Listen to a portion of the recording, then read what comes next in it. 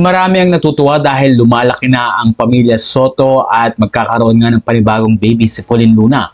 Kaya naman sa 6th birthday ni Tali ay mukhang sa Japan sila nag-enjoy at doon nga ay pinakita ni Pauline ang ilan sa mga highlights at photos na kasama niya ang kanyang pamilya.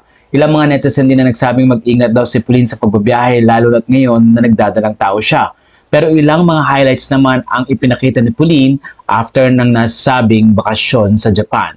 Samantalang ngayon naman ay binebenta ni Pauline ang nasabing study table ni Tali dahil madalang na nga daw ang online na mga klase nito. Kaya naman ilang mga netizen na nagtanong kung magkano ang dating 25,000 na table ay binebenta na lang ngayon ng 15,000. Marami rin ng tuwa dahil napakabilis nang magbasa ni Tali at British accent pa ang kaya nito. Kaya naman ayon sa mga netizen, napapalaki ng maayos ni Pauline ang kanyang anak at maraming ang time ito para turuan. Marami rin ang natutuwa dahil maraming nadidiscover na talent si Pauline Luna sa kanyang anak na si Tali.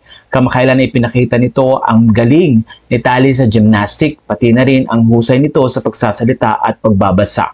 Ayon sa mga netizen, alagang-alaga ni Pauline ang kanyang anak na si Tali na ngayon nga ay 6 years old na at pwede na ngang sundan. Ngayon ay nagpe-prepare si Pauline para sa paglabas ng kanilang second baby at kitang-kita rin na very blooming ngayon ang nasabing aktres lalo na't meron na siyang pangalawang anak na parating. Ayon sa mga netizen, patuloy pa rin makikita nila ang pag-iingat ni Pauline, pati na rin ang pagmamahal ni Vic Soto sa kanyang asawa. Ganon din ang support ng mga kaibigan ni Pauline na tunay ngang nagwi-wish na maging maayos ang delivery ng kanilang second baby.